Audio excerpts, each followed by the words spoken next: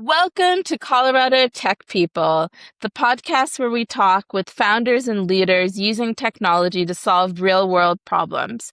What happens when the future of digital therapeutics is not just more AI, but better human support, better evidence, and better behavior change? Today, I'm joined by Dr. Samantha Monson, founder and CEO of We Hate Exercise, a digital health company helping people build sustainable movement habits through evidence-based support, accountability, and community. We'll talk about why behavior change is so hard, how digital therapeutics are evolving in the age of AI, and what it takes to fund a company that is both mission-driven and commercially scalable. Sam, thank you so much for joining me today. Absolutely. I love what you all are doing, and I'm thrilled to be a part of it. So glad to have you be a part of it. We Hate Exercise starts with a refreshingly honest premise. A lot of people know exercise is good for them, but they still hate doing it. What made you decide to build around that truth instead of using the more typical wellness language of motivation, optimization, or performance? It's such a great question, and it's built into the reaction that people have about our name. When you name what is true for people in a radically honest way, it tends to unlock or create flexibility in their thinking. And that's exactly what we want to do to try to give a reset or a new opportunity for folks who have been unsuccessful with the dominant narratives. I spent decades working in primary care, and I watched providers over and over again telling patients about the benefits of exercise, even recommending specific things that they would do before follow-up. And overwhelmingly, patients would return having been unsuccessful, which both meant that they didn't get the benefit for their health, but they also felt guilty in the process. And so I really wanted to offer an intervention, a therapeutic that would prescribe exactly the gap, which is that motivation, that accountability, that support that gets someone to do what they know they should do. Hardest assumption you had to test in the beginning, that people would engage, that behavior change could happen digitally, that organizations would pay, or something else? It's really interesting. The biggest challenge early on is that people would say, exercise is really hard to get people to do. It's too hard of a nut to crack. I don't believe that you can be successful with this. And so we were in a bit of a chicken and egg situation of saying, no, I think that we have something that we believe really works. We need to be able to put people through this intervention to demonstrate that it works, but we had to have enough buy-in to do that.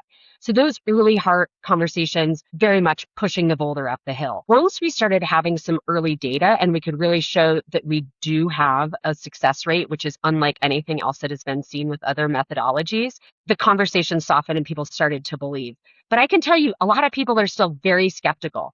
They say, behavior change is really hard. Exercise is one of those. That's why most people are not as physically active as they should be. And so at the very outset, we're saying, no, we know it's a hard problem. We have a way to solve it, but you have to trust us that we do. In health tech, there's often pressure to make big claims quickly. How did you decide what claims We Hate Exercise can responsibly make based on evidence? As a health tech founder, I have a unique perspective in that I also have been an academic and a researcher with the medical school here in Colorado for a long time. So the feedback that I got was I was too hesitant to make claims that were the kind of claims that were made in the health tech space. I was waiting to be able to make scientifically validated, peer reviewable claims. And so for me, I think it was the opposite problem that a lot of people have. I solved that by setting up a research lab internally with our company to be collecting data that I was satisfied was rigorous enough, but on short enough cycles that we could put that out into the customer conversations, the investor conversations, even the end user conversations to be showing them the traction that we were getting and the difference that we were making. Concretely, does We Hate Exercise support behavior change? Is it just like interactions within the app? And what are those interactions like? The way that we support behavior change is that we bring people in who have been unsuccessful with getting physically activity before, but are being told that this is really important for their health. So they're in a double bind. We have real human coaching that they receive that looks at where they've been and where they want to go. And once that health coaching helps them identify what's called a SMART goal, then each time they log into our platform to track their progress against that SMART goal, we have a complex and proprietary scientific framework that's based on the best behavior science that delivers iterative micro interventions to keep them doing whatever they need to be doing to stay on track with that goal. Now, the end user isn't experiencing those as micro interventions. They're experiencing them as a message from their team for social support, a message from their accountability partner for shared experience, perhaps a prize for extrinsic motivation, all these different things. So we help people right size a goal, and then we keep them motivated to stick with that despite the inevitable curveballs that life throws. Has been the most difficult trade-off between clinical rigor and startup speed? I'm a data nerd and I really care about the veracity of science. And I needed to, in my mind, what happens is you have an intervention, you prove it out through pilots and ultimately an RCT, and then it can go out into the world. And that is not the way that you're able to move a startup forward. So for me, it was really figuring out how do those things come together and how can my focus and emphasis on sound science be built in as a selling point or a differentiator for our startup. And the other piece is that I surround myself with people who can fill in experience or knowledge that I don't have. The digital therapeutics category is growing quickly, and AI is changing what feels possible in personalized care. Where do you see AI genuinely helping behavior change? And where do you think the hype gets ahead of the evidence? I think AI can be an incredibly powerful tool standalone. And we have seen this with lots of studies coming out about AI being experienced as empathic, for example, and AI being experienced as clinically responsible, and error rates not being dramatically different from the usual error rates of humans. AI will always make things more available to people right when they need them.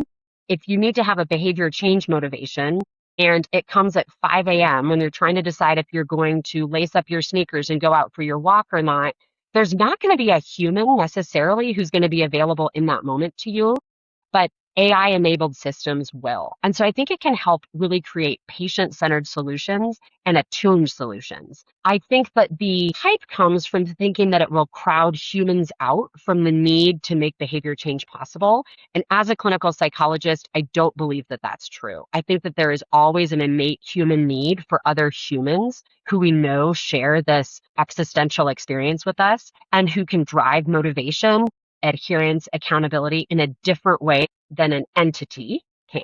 We hate exercise emphasizes real human connection and accountability. In an age where many companies are trying to automate support, why is the human layer so important? Yeah, such a good question.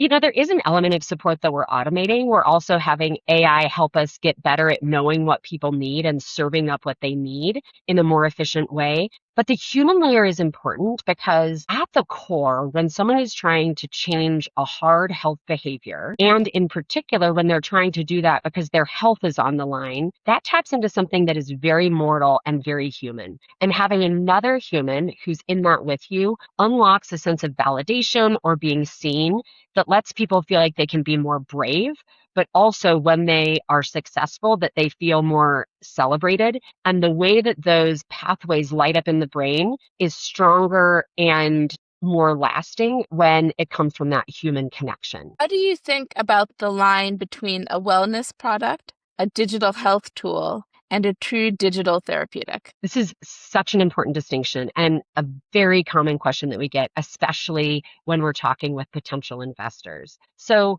there are many wellness products out there, tens of thousands. I like to think about this really as when you go into the grocery store and you have a symptom that you're trying to treat, you're going to walk through aisles that have many, many, many different products that are available to help you. So this would be like your supplements, things that say there is some reason to believe that this will be helpful. There's little harm in trying it, but it's a bit of a, this feels right. Then you move into digital health tools, and that's where you really see things like vitamins that have some pretty rigorous data behind them. You think, I should have reason to believe that this works. If I talked with a medical professional, they would probably agree with that. And then you get into true digital therapeutics, and those are when you reach the pharmacy counter. And that's where you say, I'm picking up a prescription because I need something that has been tested and known to provide a benefit, and that a medical provider decided was the right thing for me at this time, and I can count on getting the result that I need.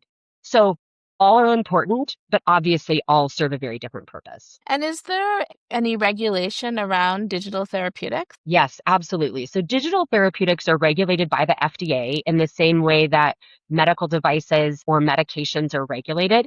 It's obviously a really new category. And so there is still a lot of regulatory framework and decision making around what gets FDA clearance or not based on what is being put into the market. And so in the next few years, we're really going to see something very unique and very interesting, which is the companies that are innovating are really going to be defining how the regulatory landscape looks and what ends up being available to patients as the end users. And has We Hate Exercise gotten FDA approval? We are actually quite a few steps away from that. So for a digital therapeutic, we will be seeking FDA clearance. We will need to have randomized control level data.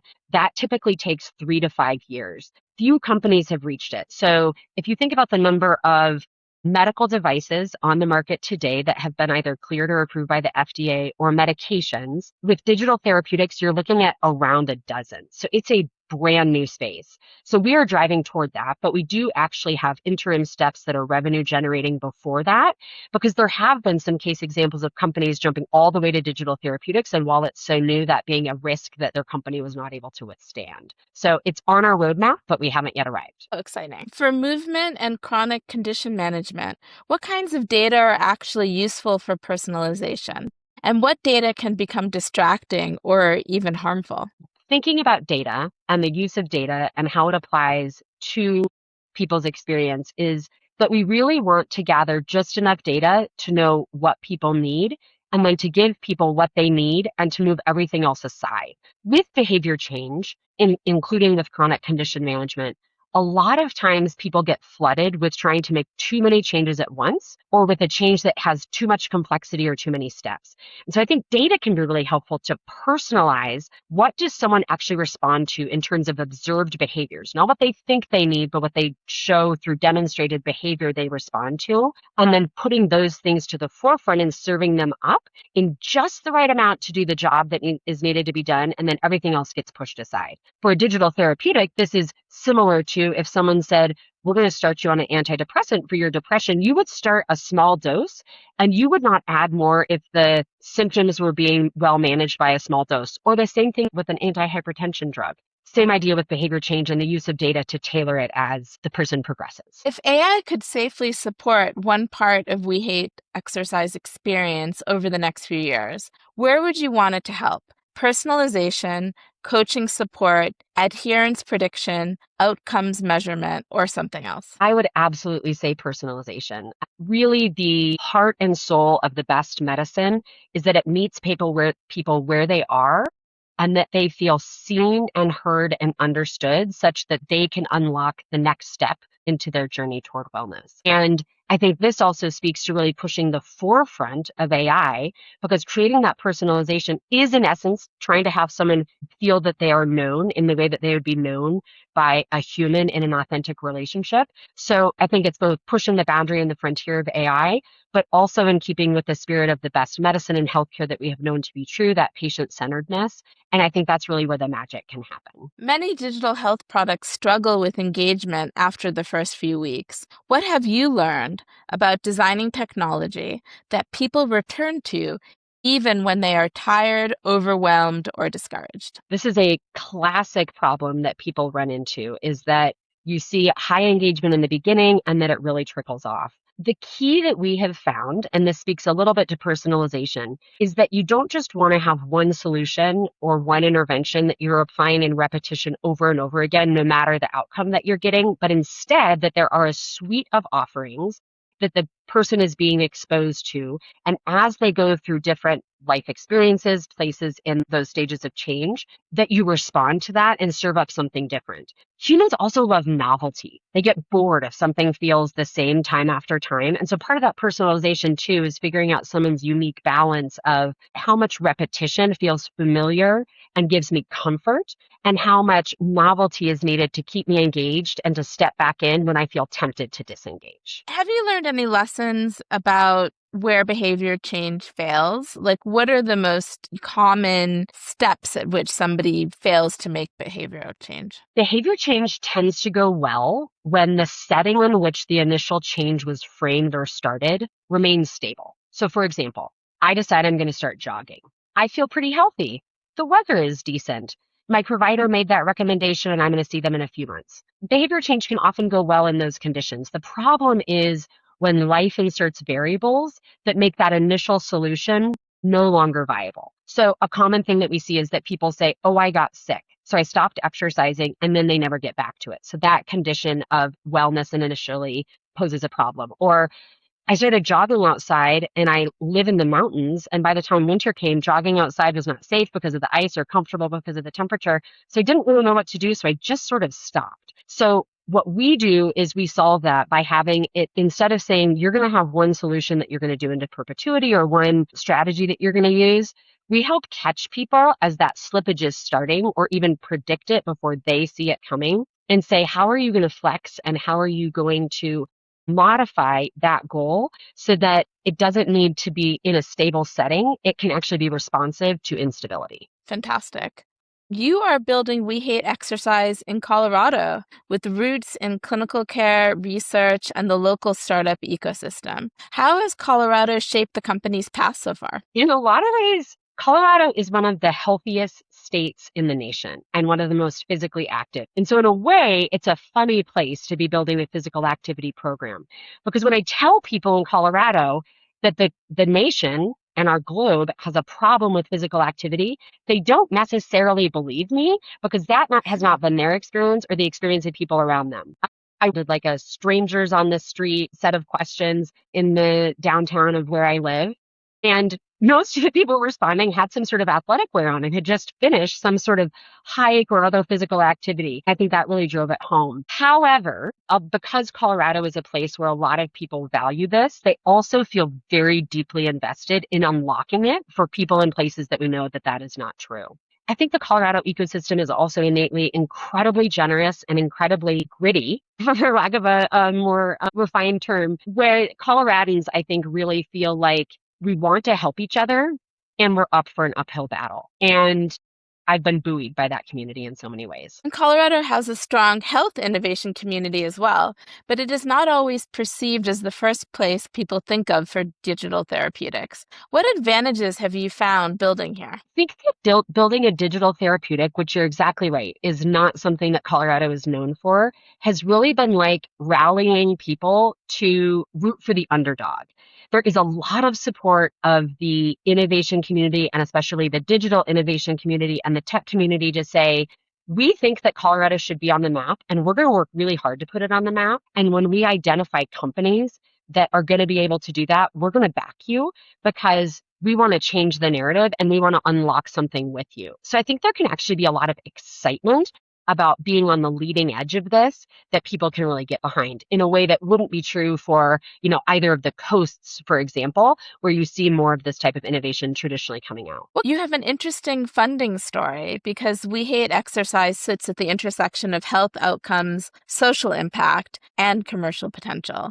How do you think about blending traditional venture capital with venture philanthropy? So this really speaks to a side quest that I have been on, which is that I specifically want our health tech company to be equity owned, not just by impact and traditional capital, but also by philanthropic capital. The story behind that is very personal. As I referenced before, I have cystic fibrosis. In the early 2000s, the Cystic Fibrosis Foundation pioneered what is called venture philanthropy. They, as a foundation, used their hard-earned dollars to invest in a biotech startup, $40 million.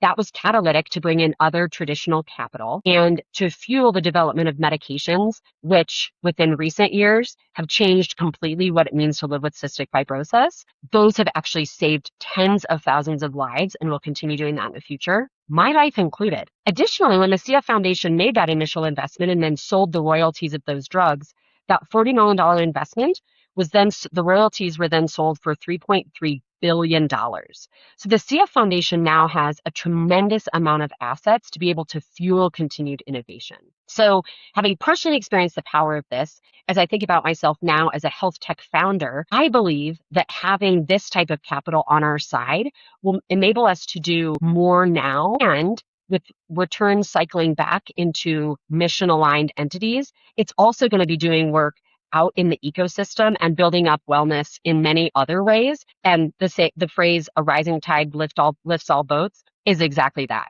If the goal is wellness, let's make sure that we're doing it in many ways. Venture philanthropy has played a major role in areas like cystic fibrosis, like you just mentioned.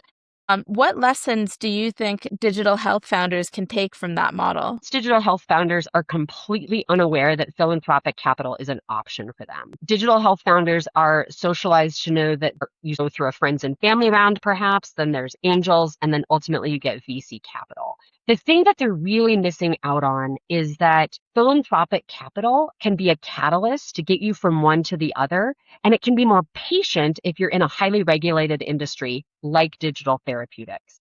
And so it's really a disservice to the ecosystem that this is not known about, even though it's been available for decades. And I think that for founders, my message or my hope is that they look into this and educate themselves in the exact same way that they would educate themselves about any of these other traditional funding streams. Because if they're not unlocking it, they're really leaving money on the table, and values aligned smart money. Conversations differ when you're talking with a traditional venture capital firm versus a mission-driven funder or foundation. You know, it's really interesting. I think it's what the balance of the conversation, both things are true, that you can have strong financial ROI and strong impact ROI.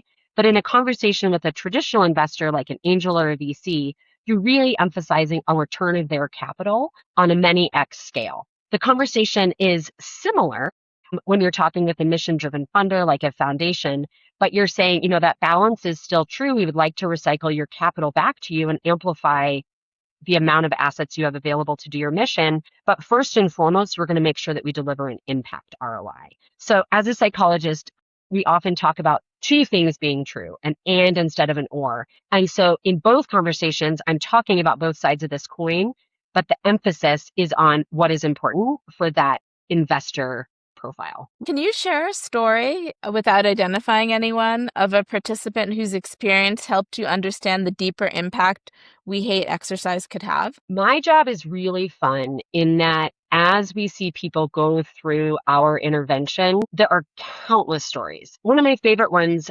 recently is we had a woman who was in her mid 40s who went to her annual wellness visit and was surprised to hear from her primary care provider that her cholesterol was trending in a direction that suggested that she might want to go on a medication. She was shocked. She felt like in general, she's a healthy person. She didn't feel like she was aging. You know, it came really hard. And she said, I don't want to go on a medicine. What should I do?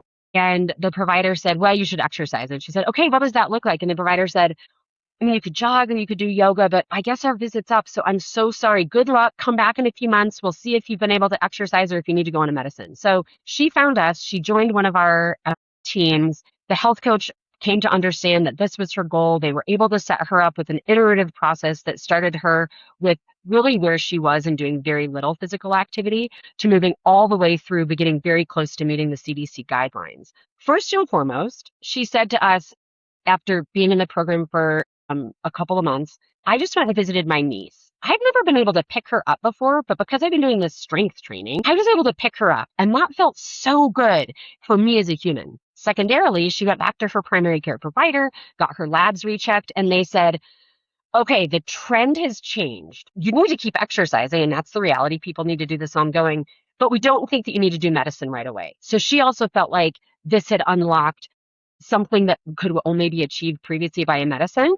With the support of We Hate Exercise, she was able to avoid that. And that was important to her. Oh, that's a great story. When you look 5 years ahead, what would success look like for We Hate Exercise? Clinical outcomes, number of people reached, payer adoption, disease-specific programs, or a broader cultural shift in how we talk about exercise? So like any good founder, I dream really big. So in 5 years, I would like We Hate Exercise to be a household name as something that can help people in the same way that other household name interventions can. So for example, if someone said, gosh, I think I need a treatment for depression, maybe I should ask my doctor about Prozac. That would be an example of a household name.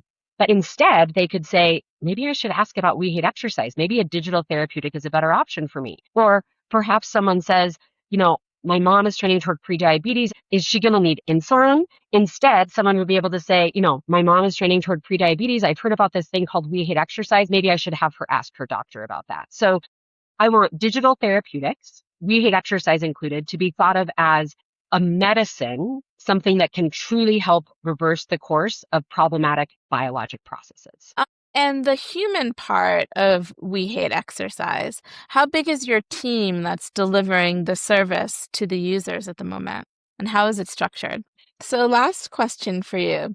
What is one book every builder should read and why? There are so many books that I've read, pardon me, that are amazing. And of course, my nightstand is stacked with others. I think that one of the most important ones is one that was recommended to me when I was in a Techstars program, and that is called the Mom Test. The Mom Test is really one of the sentinel texts in customer discovery, and it encourages people to go out and in the proper open-ended way to talk with people about the innovation that they have. And instead of trying to get yeses, to actually look for the no's so that you get honest signals about the direction that you should go. It's also just a really fun, light read. And since I'm also a qualitative researcher, I feel like collecting data in sound ways is really important. And I think that it threads the line between that and being enjoyable enough to really take in. And I don't know, I'd read it on a beach, but I'm a founder. I read lots of stuff on the beach. Yeah, I love that book. I would second that recommendation.